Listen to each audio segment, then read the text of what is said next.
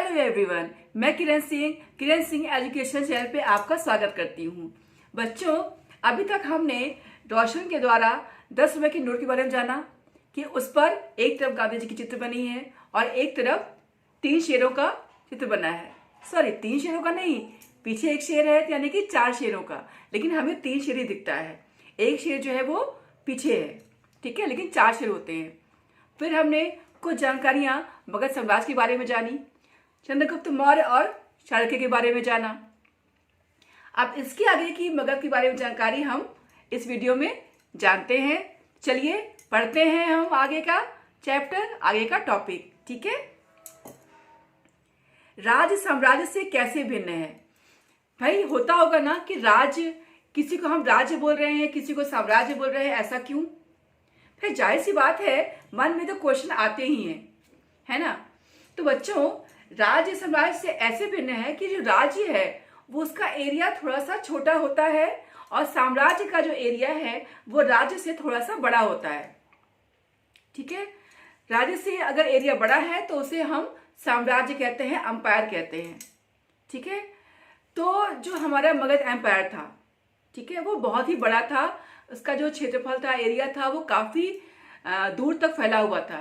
आप कह सकते हैं कि मैंने पहले आपको वीडियो में बताया कि इंडिया के बाहर, आज के समय में इंडिया के बाहर कुछ कंट्रीज हैं जो उस समय मगध के अंदर आती थी, यानी कि मगध ने इतने ढेर सारे एरिया पर अपना कब्जा कर रखा था, अपना साम्राज्य बना रखा था, इसीलिए इसको साम्राज्य कहते हैं, राज्य नहीं। तो इस प्रकार ये भिन्न है। और इसी वजह से कि जो राज्य में जितनी भी चीजें जरूरत की होती हैं उससे कहीं ज्यादा जरूरत साम्राज्य में होती है। भाई साम्राज्य बड़ा, लोग ज्यादा, सब कुछ अधिक है राज्य से, तो यानी कि जो संसाधन है वो भी अधिक लगेंगे, जो सेना है हमारी वो भी राज्य की अपेक्षा साम्राज्य में ज्यादा लगेगी, अधिकारी भी ज्यादा लगेंगे, यानी कि हर चीज राज्य से अधिक ही साम्राज्य में लगती है, ठीक है। तो इस प्रकार जो है राज्य है साम्राज्य से भिन्न है, क्योंकि वो एरिया में राज्य से बड़ा होता है, ठीक है। इसी कारण उन्हें बड़ी संख्या में कर इकट्ठा करने वाले अधिकारियों की भी जरूरत होती है। भाई जैसे राज्य है, एरिया छोटा है, ठीक है, तो कुछ अधिकारी रखेंगे, उन्होंने टैक्स जो है जनता से, लोगों से लिया, इकट्ठा किया, कर इकट्ठा किया। लेकिन साम्राज्य तो बड़ा है, काफी दूर तक फैला हुआ है, तो इसलिए हमें जो है बहुत अधिक मात्रा में अधिकारियों की नियुक्ति करनी पड़ती थी कर को इकट्ठा करने के, टैक्स को इकट्ठा करने के लिए, ठीक है। नेक्स्ट हमारा टॉपिक है साम्राज्य का प्रशासन। अभी जो मगध साम्राज्य था, ठीक है, इस पे रूल कैसे किया जाता था, इसके जो रूलर थे वो कैसे इस पर रूल करते थे, कैसे इसको चलाते थे, इस साम्राज्य को, इस एम्पायर को, ठीक है। तो पढ़ते हैं हम ये टॉपिक। मौर्य साम्राज्य बहुत बड़ा था, इसलिए अलग अलग हिस्सों पर अलग अलग ढंग से शासन किया जाता था। जैसे मैंने पहले भी वीडियो में बताया कि मगध राज्य में बहुत एरिया बड़ा था, तो वहां पे क्या था कि लोगों की कई तरह के गांव थे, शहर बसे हुए थे, तो सबकी भाषाएं अलग थी, सबकी पोशाक, सबका ड्रेस अलग था, ठीक है, सबका खान पान, रहन सहन काफी डिफरेंट था। आज भी क्या है बच्चों, देखो हमारा इंडिया है, ठीक है, इतना बड़ा कंट्री है हमारा, लेकिन इतने बड़े इंडिया में कई सारे स्टेट है, हर स्टेट की लैंग्वेज अलग है, पहनावा अलग है, खान पान अलग है कि नहीं। तो उसी तरह उस समय भी था बच्चों, उस समय भी अलग अलग राज्य थे, ठीक है। सब जो एरिया है वो एरिया मगध एम्पायर में आते थे, लेकिन इसका मतलब ये नहीं है कि मगध की जो पाटलिपुत्र राजधानी है, जहां राजा रह रहा है, वो जो भाषा बोलता है, वो जो खाता है, वो जो रहन सहन है, वही पूरे मगध में हो, ऐसा नहीं है ना। अब ऐसा तो है नहीं कि प्रधानमंत्री जो खाता है वही पूरे इंडिया में चलेगा, नहीं ना। अलग अलग स्टेट, अलग अलग लैंग्वेज, अलग अलग कल्चर। तो उस समय भी ऐसे ही था कि मगध में भी जो अलग अलग एरियाज थे, वहां की भाषा अलग थी, वहां का कल्चर अलग था, वहां का खान पान, रहन सहन सब कुछ डिफरेंट था, अलग अलग थे, लेकिन सभी एरियाज फिर भी मगध साम्राज्य में आते थे, ठीक है। गांव और शहरों के किसानों, पशुपालकों, शिल्पकारों और व्यापारियों से कर इकट्ठा करने के लिए राजा अधिकारियों की नियुक्ति करता था। अब जो गांव के किसान थे, पशुपालक थे, उनसे भी कर लिया जाता था, जैसे अनाज के रूप में, और गाय भैंसें होती थी, पशु होते थे, उन पशुओं के रूप में वो जो टैक्स लेता था अधिकारी जो है, ठीक है। और जो शिल्पकार थे, कारीगर थे, व्यापारी थे, इन लोगों से उनके सामान और उनकी चीजों के रूप में, तो यानी कि इन सभी लोगों से टैक्स लिया जाता था। आज भी हम टैक्स देते हैं, देते हैं, ठीक है। आपके पापा मम्मी, ठीक है, वो टैक्स देते हैं ना, तो उस समय भी लोग टैक्स देते थे इस तरह से, ठीक है।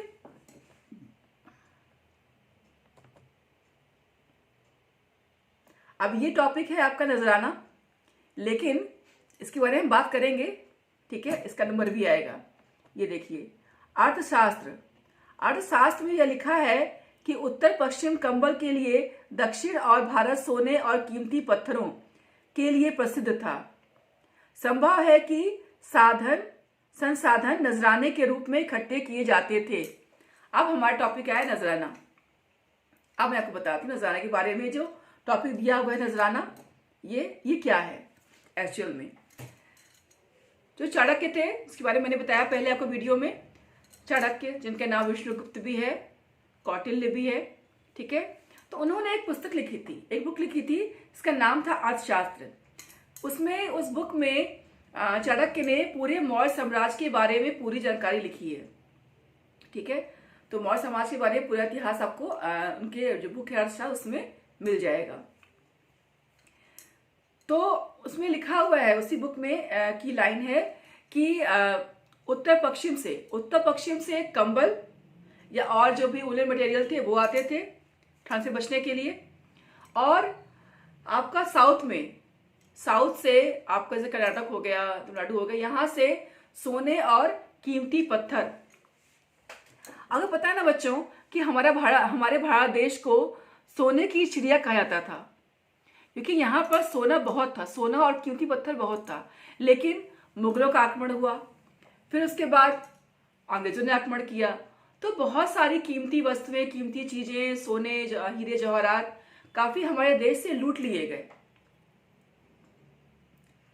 क्योंकि यहाँ पे सोना और ये सारे कीमती पत्थर, हीरे जवाहरात यहाँ पे बहुत अधिक मात्रा में पाए जाते थे, ठीक है। तो फिर साउथ से ये सारे सोने और हीरे, ये कीमती पत्थर जो है वहां से लाए जाते थे, ठीक है। इस तरह से इंपोर्ट और एक्सपोर्ट का काम होता था। और आपका उत्तरी पश्चिम एरिया से, यानी कश्मीर से आपके कंबल और उन्हीं जो आइटम थे वो पे वहां से लाए जाते थे, ठीक है। अब आते हैं नजराना के बारे में। नजराना क्या है कि जैसे जो हम टैक्स दे रहे हैं वो तो हम दे ही रहे हैं टैक्स, लेकिन जैसे आप कहीं घूमने जाते हो, ठीक है, सपोज करो कि आप कहीं पे जॉब कर रहे हो, है ना, और आप कहीं घूमने गए, तो जाहिर सी बात है कि अपने बॉस के लिए कुछ ना कुछ लाओगे, उसे खुश करने के लिए, कि भाई ये गिफ्ट मैं वहां से लाया। बस आप आसाम घूमने गए हो, कुछ वुडन आइटम वहां के कुछ लाभ लेकर के आए और अपने बॉस को दिया, सोचा कि हाँ भाई बॉस हमारा खुश हो जाएगा कि हाँ आसाम से कहीं से भी घूमने गया, वहां से कुछ चीज लेकर के आए आप, तो खुश होगा ना बॉस। तो उसी तरह से उस समय के जो लोग थे, ठीक है, वो कहीं भी जब जाते थे व्यापार के लिए, किसी काम के लिए, तो कुछ चीजें वो लाते थे बेचने के लिए, व्यापार करने के लिए। उन्हीं में से कुछ चीजें वो राजा को गिफ्ट करते थे, तो उसे हम नजराना कहते थे। और एक और तरीका था कि जैसे रास्ते में कोई शिल्पकार या व्यापारी या कोई भी आ रहा है, तो उससे हम जो है कुछ सामान पसंद आ गया तो हमने उससे वो ले लिया, तो उसने उसको सामान को ये नहीं कि नहीं दूंगा या फिर बेमन से दिया, नहीं, खुशी खुशी, अच्छा ये को पसंद है, ठीक है ये आप रख लीजिए, इस तरह से दे दिया। तो ये टैक्स के अलावा है, ये अनियमित था। जो टैक्स था वो एक लिमिट में था कि इतना आपको देना ही देना है, ठीक है।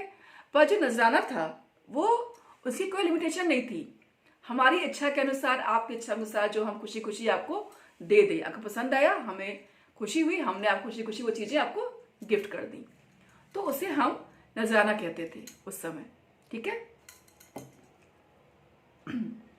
मौर्य शासक सिर्फ मार्गों और नदियों पर नियंत्रण रखने की कोशिश करते थे जो कि आवागमन के लिए महत्वपूर्ण थे। जैसे क्या था कि इतना बड़ा साम्राज्य है, सब पर कंट्रोल करने से अच्छा है कि हम कुछ मेन अधिकारियों को मार्गों पर और नदियों पर, जंगलों पर कंट्रोल करने के लिए नियुक्त कर दें। इससे क्या होगा कि कोई कहीं भी जा रहा है तो वो आएगा तो जंगलों से या फिर मार्गों से, ठीक है, या फिर नदियों के माध्यम से ना। तो हम जब हमारे अधिकारी वहां पे रहेंगे तो हम देखेंगे कि कौन क्या कर रहा है, कौन क्या ला रहा है या ले जा रहा है, तो हम उससे वो सामान वहां से ले सकते हैं। ठीक है, कि भाई ये सामान लाया हो, इतना हमारा टैक्स हुआ, इतना हमारा नजराना हुआ, जो भी हुआ इतना हमें आप दे दो। तो इसलिए मार्गों पर, जंगलों पर और नदियों पर जो है मगध जो शासन था वो अधिकारी करता था इन पर कंट्रोल रखने के लिए। ठीक है, मौर्य साम्राज्य के भीतर कई छोटे क्षेत्र, मौर्य साम्राज्य के भीतर कई छोटे क्षेत्र या प्रांत थे। इन पर तक्षशिला या उज्जैन जैसी प्रांतीय राजधानियों से शासन किया जाता था। कुछ हद तक पाटलिपुत्र इन क्षेत्रों पर नियंत्रण रखा जाता था और अक्सर राजकुमारों को वहां का राज्यपाल बनाकर भेजा जाता था। बच्चों, होता क्या था कि जो मगध राज्य था वो बहुत बड़ा साम्राज्य था मगध। तो जो मौर्य जो साम्राज्य था उसमें छोटे छोटे और टेरिटरीज थी। ठीक है, तो वहां पर भी कुछ लोगों को नियुक्त किया जाता था। ठीक है, जिसमें से 2 राजधानियां की थी। एक तो मेन राजधानी थी पाटलिपुत्र और 2 और थी इसके अलावा। ठीक है, सब कैपिटल थी इनकी तक्षशिला और आपका उज्जैन, जहाँ पे महाकालेश्वर बाबा रहते हैं, है ना। आप सबने नाम सुना होगा उज्जैन का। तो ठीक है, तो ये 2 जो राजधानियां थी छोटी छोटी, इनसे जो है पूरे मगध साम्राज्य पर कंट्रोल किया जाता था, नजर रखी जाती थी और रूल किया जाता था। और जो पाटलिपुत्र के आसपास था उस पर सम्राट खुद नियंत्रण रखता था कि भाई पाटलिपुत्र जो है वो जो राजधानी थी जहां पर सम्राट रहता था, तो सब सम्राट वहां रह ही रहा है, तो राज परिवार के माध्यम से, अपने लोगों के माध्यम से, अपने जो राज परिवार में लोग हैं उनके माध्यम से ही वो पाटलिपुत्र और आसपास के एरियाज पर स्वयं भी कंट्रोल रखता था, है ना। क्योंकि भाई इतना तो हम खुद देख लेंगे, लेकिन तक्षशिला और उज्जैन और बाकी जो एरियाज हैं वो काफी दूर है ना। तो जब वो दूर है तो वहां तक राजा जा नहीं सकता हमेशा, तो इसलिए वहां पे उन तक्षशिला और उज्जैन के आसपास के एरियाज को कंट्रोल रखने के लिए ये 2 सब कैपिटल बनाई गई थी, तक्षशिला और उज्जैन, जहां पे जो है कुछ लोगों को नियुक्त किया गया था जो वहां के आसपास के एरिया को कंट्रोल करते थे। और पाटलिपुत्र के आसपास के एरिया को जो राजा था वो खुद ही कंट्रोल करता था, वहां पे रूल करता था। ठीक है, और कुछ एरियाज में वो अपने पुत्रों को, राजकुमारों को वो एज अ गवर्नर नियुक्त करता था कि भाई ये एरिया आपने संभाला, ये एरिया आपने संभाला, ये एरिया आपने, ये एरिया आपने। चारों ओर अपने साम्राज्य के कुछ कुछ जगहों पे एरियाज को डिवाइड कर देता था और उस एरिया का गवर्नर जो है अपने बेटों के यानी कि राजकुमारों को बना देता था। तो वो राजकुमार जो है उस एरिया को देखते थे। एक तरह से ट्रेनिंग हो जाती थी रूल करने की, है ना। तो ये था रूलिंग का सिस्टम मौर्य शासक का। ठीक है, और फिर उसके बाद वो कुछ लोगों को नियुक्त करता था, अधिकारियों को, जो इन सारे लोगों से कर लेगा। पूरे मगध साम्राज्य में अलग अलग जगह जो है टैक्स ऑफिसर रखे गए थे जो गांवों से, शहरों से, लोगों से जो है वो टैक्स लेता था। ठीक, और पूरे साम्राज्य का देख रेख करता था। ठीक है, अब ये लोग अच्छे से अपना काम कर रहे हैं कि नहीं कर रहे हैं, ठीक है, इसके लिए वो जासूस सकते थे। जो सम्राट थे वो जासूस सकते थे और उन जासूसों के बारे में किसी को कानो कान खबर भी नहीं होती थी कि ये सम्राट की, राजा के जासूस है। हाँ, कुछ अधिकारी तो बिना वेतन के काम करते थे जो राज परिवार से बिलोंग करते थे। कुछ अधिकारियों को जो है सैलरी दी जाती थी, वेतन दिया जाता था। ठीक है, तो उनको वेतन दिया जाता और वो अधिकारी जैसे काम कर रहे नहीं कर रहे इसके लिए जासूस रखा जाता था, जो इसके बारे में किसी को पता ही नहीं था। ठीक, और ये जासूस देखते थे जो काम में कमी करते थे, अधिकारी काम नहीं कर रहे हैं ढंग से, टैक्स नहीं ले पा रहे हैं, तो उनकी खबर जो है वो जासूस जाकर के सम्राट को देता था और फिर सम्राट उन अधिकारियों को कठोर दंड देता था काम अच्छे से ना करने के लिए। पर डिसिप्लिन तो जरूरी है ना, है ना। उसके अलावा जो है जो सम्राट थे वो कुछ मैसेंजर भी अपने साम्राज्य में रखते थे जो उनके मैसेजेस यहाँ से वहां पहुंचाते थे। अब आपको लगेगा कि मैसेंजर एक जगह से दूसरी जगह लगे बहुत टाइम लग जाएगा। तो क्या होता था बच्चों कि साम्राज्य में कई जगह जगह पर उसके मैसेंजर रहते थे। सम्राट ने एक मैसेज एक को दिया, उसने जाकर के इस वाले मैसेंजर यहाँ पे थोड़ी दूर पर है उसको दिया, फिर उसने उस वाले मैसेंजर को, इस तरह से जो मैसेज था राजा का वो जल्दी से जल्दी जहां पे देना है वहां पे मैसेज पहुंच जाता था। ठीक है, फिर उस समय तो डाकिया और पोस्ट ऑफिस था नहीं, और आज की डेट में तो और इजी है। आज के समय में तो आपका मेल लिखा, क्लिक किया, मेल हमारी पहुंच गई। व्हाट्सएप पे मैसेज किया, क्लिक किया, पहुंच गया। विद इन अ सेकेंड, बस हमारे एक क्लिक करने की देर है और हमारा मैसेज दूसरों तक पहुंच जाता है। पर आज से कुछ सालों पहले क्या था कि डाकिया होते थे, पोस्टमैन होते थे, और लेटर बॉक्स होता था, पोस्ट ऑफिस होता था। लोग लेटर लिखते थे, लेटर उस पोस्ट बॉक्स में डालते थे और डाकिया जो है वो लेटर लेकर के यहाँ से वहां पहुंचाया करता था। यानी कि पुराने जमाने में आज से 2300 साल पहले जो चीजें चल रही थी उसी को धीरे धीरे धीरे डेवलपमेंट होते होते होते पोस्ट ऑफिस हो गया। उस समय जैसे राजा नियुक्त करता था ना कई लोगों को, मैसेंजर्स को, कि एक ने दूसरे को दिया, दूसरे को तीसरे दिया, वैसे ही कुछ सालों बाद एडी के टाइम, ठीक है, जो है बीसी में नहीं, एडी के टाइम धीरे धीरे कन्वर्ट होता गया, डेवलपमेंट होती गई, तो पोस्ट ऑफिस खुल गए। ठीक है, तो उसमें भी कई पोस्टमैन होते थे। ठीक है, एक पोस्टमैन ने जाकर के दूसरे जिले के, दूसरे डिस्ट्रिक्ट के पोस्ट ऑफिस में वो लेटर डाल दिया। फिर उस एरिया के पोस्ट ऑफिस को खोला गया, जो लेटर बॉक्स था खोलते थे लोग, वो लेटर अब उस एरिया में जो डाला था वो भेज दिया, और नहीं तो वो बाकी दूसरे जिले में जाकर के पोस्ट ऑफिस से पहुंचा दिया। तो इस तरह से पोस्ट ऑफिस से काम होता था आज से कुछ साल पहले। आज के डेट में चीजें और डेवलप हो गई, नई नई लाइफ टेक्नोलॉजी आ गई। अब आज के डेट में क्या है, मेल है, व्हाट्सएप है, टेलीग्राम है, चीजें विद इन अ सेकेंड आपके पास पहुंच जा रही है, यहां से लेकर के फॉरेन तक चीजें और आसान हो गई। ठीक है, तो आज से 2300 साल पहले ना पोस्ट ऑफिस था, ना मेल था, ना व्हाट्सएप था, ना टेलीग्राम था। तो जो वहां के साम्राज्य में जो सम्राट हुआ करते थे वो संदेश वाहक रखते थे, मैसेंजर रखते थे, जो मैसेजेस उनके यहाँ से वहां पहुंचाते थे। ठीक है, अशोक के टाइम में क्या था कि उन्होंने मैसेंजर रखे थे, अपने जो मैसेजेस थे वो जनता तक पहुंचाने के लिए, जो शिलालेख पे लिखा हुआ है उसको पढ़कर लोगों को सुनाने के लिए। भाई बहुत से लोग ऐसे हैं ना जो पढ़ नहीं पाते, तो उनको शिलालेख पे जो लिखा हुआ है, अभिलेख पे, वो अभिलेख पढ़ करके जो मैसेंजर है वो लोगों को सुनाता था। क्योंकि अशोक का मानना था कि सारे जो मैसेजेस हैं वो लोगों तक आसानी से पहुंच पाए, लोग पढ़े और जाने समझे। ठीक है, क्योंकि अशोक ने तो कलिंग के युद्ध के बाद सब कुछ युद्ध करना छोड़ दिया था, हिंसा छोड़ दिया था। ठीक है, उन्होंने बौद्ध धर्म अपना लिया था। तो इस तरह से उन्होंने, उनके टाइम में तो मैसेंजर इस प्रकार से भी काम करते थे। ठीक है, ये हो गया आपका।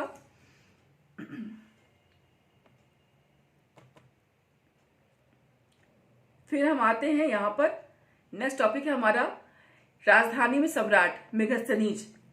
ठीक है, ये मेगास्थनीज हैं, इनके बारे में बात करते हैं। यूनान देश था बच्चों। ठीक है, अभी भी आप सुनते होंगे पापा मम्मी से, दादा दादी से कि यूनानी दवा खाना, यूनानी दवाइयाँ बहुत फायदेमंद हुआ करती थी उस समय, है ना। तो यूनान देश था एक, जिसके राजा थे सेल्यूकस निकेटर। तो मगध साम्राज्य के जो फाउंडर थे चंद्रगुप्त मौर्य, तो चंद्रगुप्त मौर्य ने आक्रमण कर करके ही मगध साम्राज्य को इतना ज्यादा फैला दिया था, इतना बड़ा कर दिया था। ठीक है, तो जब उन्होंने यूनान के कंट्रोल में जो था एरिया था उस पर आक्रमण किया और जीत गए वो। जब वो जीत गए तो फिर जो सेल्यूकस निकेटर था उन्होंने माफी मांगी, ठीक है, सरेंडर किया, और उन्होंने रिक्वेस्ट की कि हमें कुछ राज हमें दे दिया जाए। ठीक है, चंद्रगुप्त मौर्य ने वो कुछ राज अपने अंडर में कर लिया और कुछ राज उनको दे दिया। ठीक है, जिसके राजा बन के रहे। अब दोबारा आक्रमण ना हो या दोबारा उनका मन बदल जाए चंद्रगुप्त मौर्य का, और फिर जो उन्होंने हमें दिया है वो हमसे वापस दोबारा ले ले तो मैं कहीं का नहीं रह जाऊंगा। और ये बता था कि हाँ, चंद्रगुप्त मौर्य हमसे बहुत ज्यादा वीर हैं, मैं उनसे जीत नहीं सकता। तो उसने क्या किया कि अपनी बेटी हेलेना, उसकी एक बेटी थी हेलेना नाम की, वो अपनी बेटी हेलेना से उन्होंने चंद्रगुप्त मौर्य का विवाह करा दिया। ठीक है, पहले जमाने में अक्सर ऐसा होता था बच्चों कि राजा जब कहीं पे आक्रमण करता था, ठीक है, तो जब उस राज्य को जीत जाता था तो जो हारा हुआ राजा होता था वो अपनी बेटी का विवाह उस जीते हुए राजा से करवा देता था। क्यों? क्योंकि भाई दामाद है तो ससुराल पे आक्रमण करेगा नहीं, है ना, और हमारा राज्य सेफ रहेगा। राज्य भी हमारा वापस मिल गया, है ना, हार कर भी। तो इस वजह से ये चलन उस समय था कि जो राजा हारता था वो अपनी बेटी होती थी तो बेटी का विवाह कराता था अपनी सेफ्टी के लिए। इसीलिए सेल्यूकस निकेटर ने भी अपनी बेटी हेलेना का विवाह चंद्रगुप्त मौर्य से करा दिया। ठीक है, चंद्रगुप्त मौर्य भाई अपनी पत्नी हेलेना को लेकर के मगध राज्य वापस आ गए। अब सेल्यूकस निकेटर को यह भी था कि भाई वहां क्या हो रहा है, मेरी बेटी कैसी रहेगी, या फिर कहीं चंद्रगुप्त मौर्य दोबारा आक्रमण न कर दे। इसके लिए उन्होंने क्या किया कि मेगस्थनीज नामक अपने एक राजदूत को भेजा। उनका राजदूत था युवाई राजदूत मेगस्थनीज, जिनको जो है हेलेना के साथ उन्होंने भेज दिया। ठीक है, वो मौर्य के राजदरबार में रहता था। तो उन्होंने एक बुक लिखी है इंडिका। कौन सी बुक लिखी है? इंडिका। ये मैं यहां लिख दे रही हूं।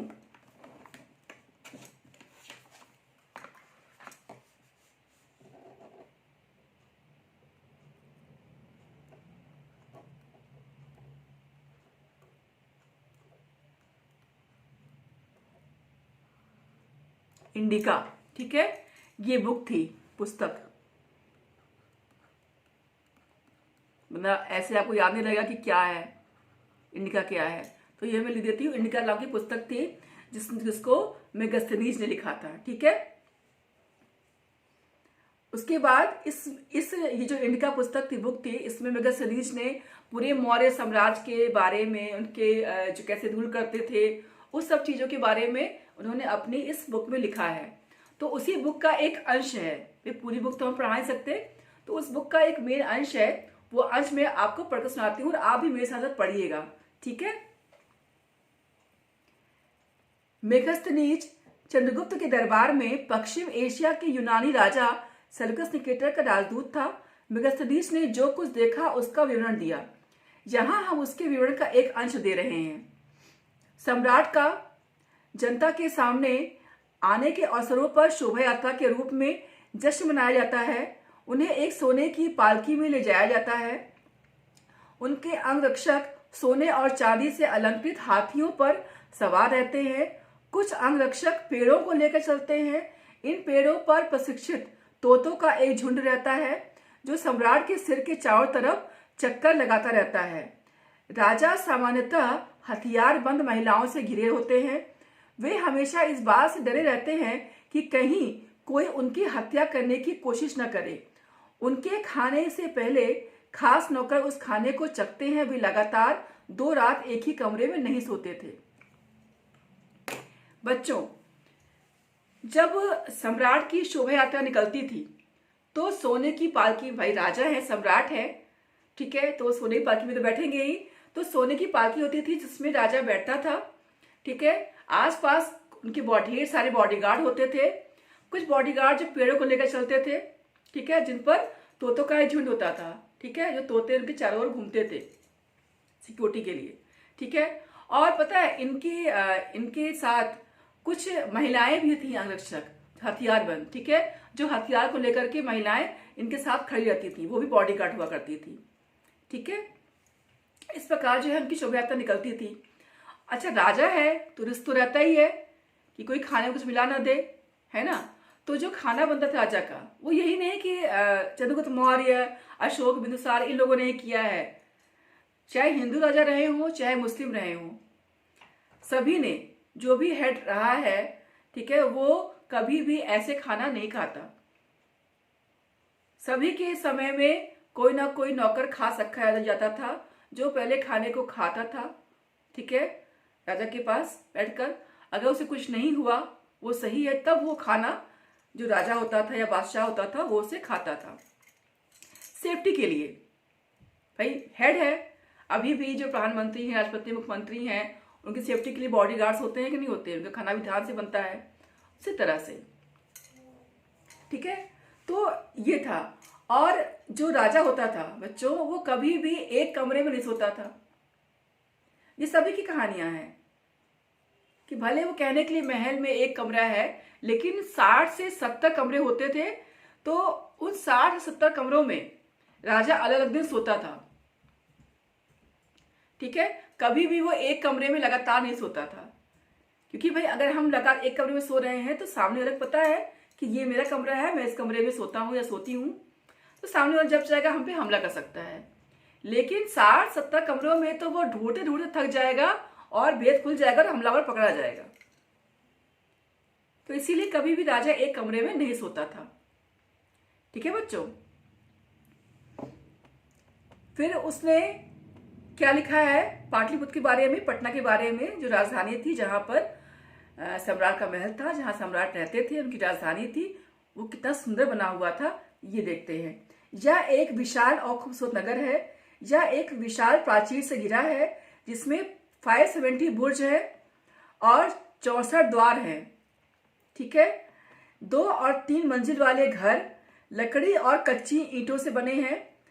राजा का महल भी कांच से बना है जिसे पत्थर की नक्काशी से अलंकृत किया गया है।